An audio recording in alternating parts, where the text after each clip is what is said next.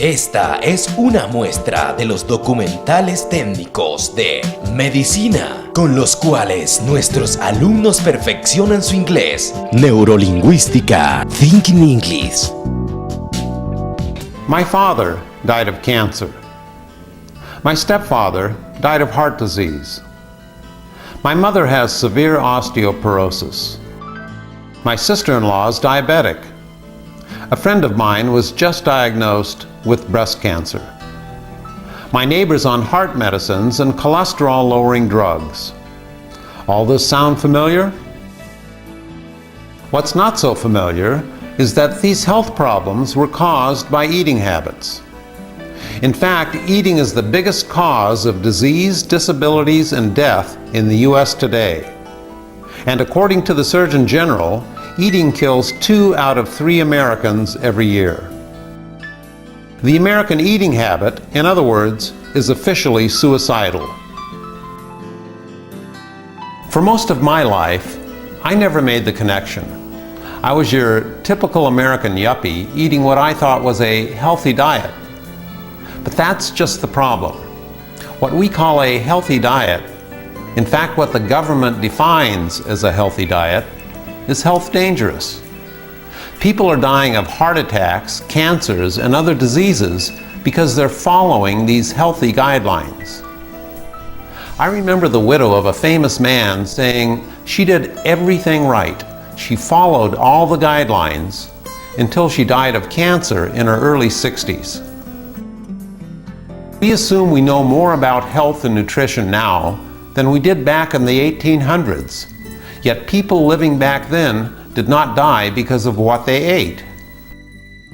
Before 1900, heart disease, our biggest killer, wasn't even included in medical textbooks. And cancer, diabetes, arthritis, and our other major diseases were rare and confined to the wealthy, who ate like most Americans eat today. People back then did not die of our current diseases because their eating habits were very different. Bread, potatoes, corn, oats, rye, barley meals, beans, and other vegetables, fruits, and whole grains were the major foods in their diets.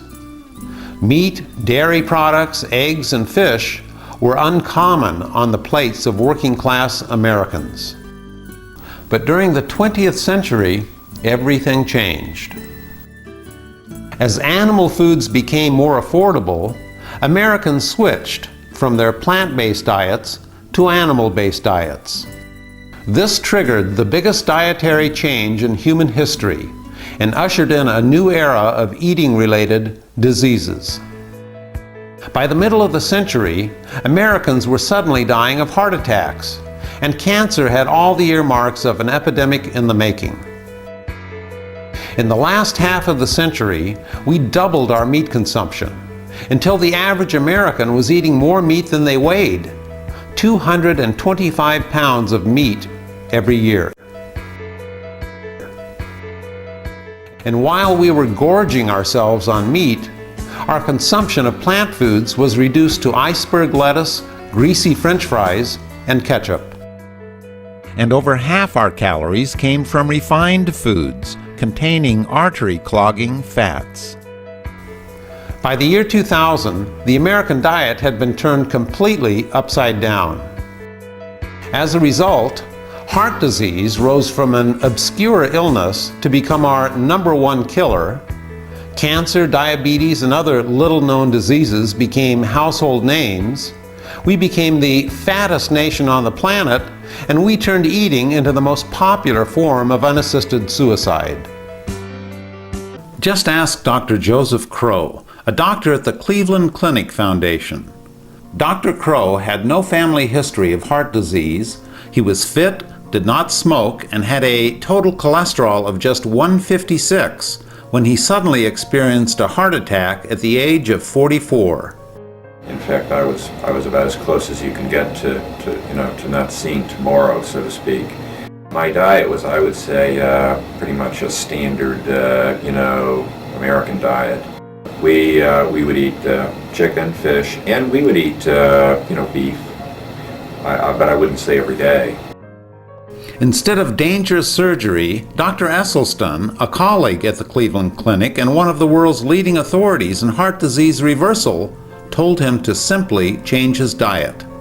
Just a few months after changing his diet, Dr. Crow's cholesterol went from 156 to 89 without any medication.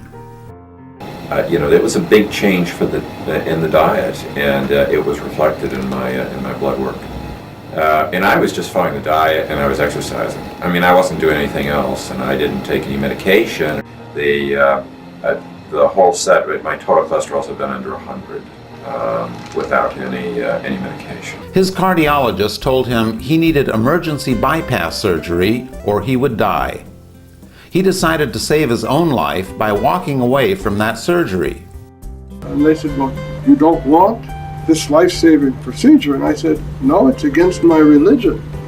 And they all looked at me very quizzically and said, what is your religion? And I said, I'm a devout coward.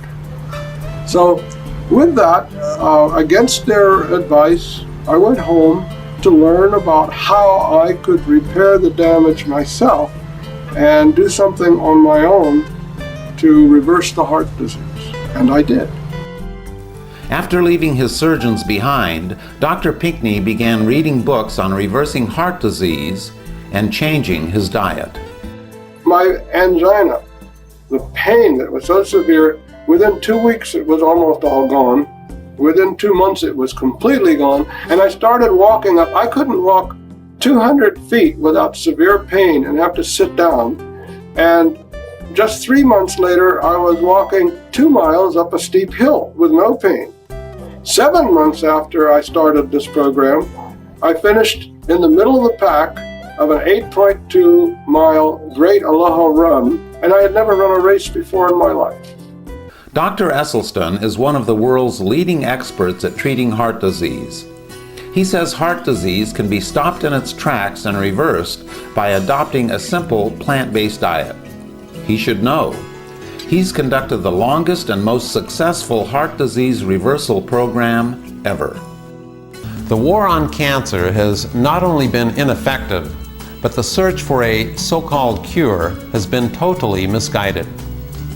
Now close your blinds, turn down the volume, and make sure no one else is watching, because I'm about to let you in on a dirty little secret. Ready?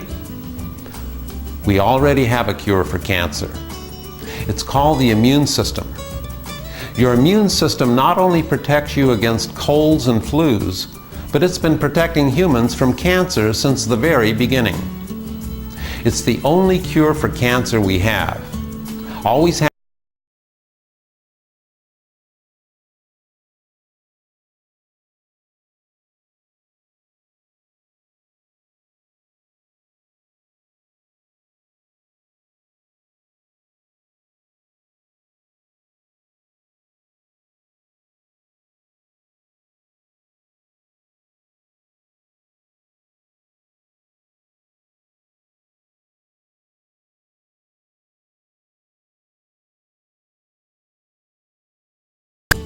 The question is not whether you'll get cancer, but whether your immune system is healthy enough to kill cancer cells and stop them from multiplying.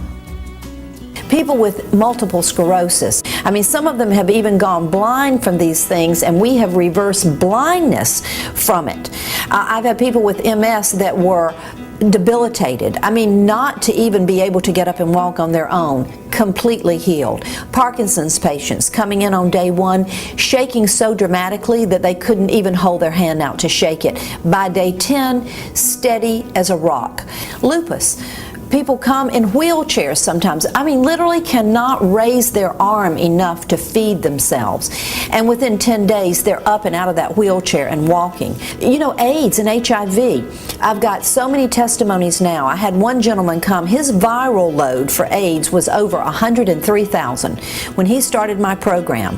In 3 months, his viral load had dropped to 3,030. In 9 months, they could not detect the virus in his body, and his T cells had gone all the way back up. So we hear all the time that AIDS is incurable. Well, if it's incurable, then how is it disappearing from the body? Neurolingüística Thinking English. Sentirá que pusimos el chip del inglés en su cerebro.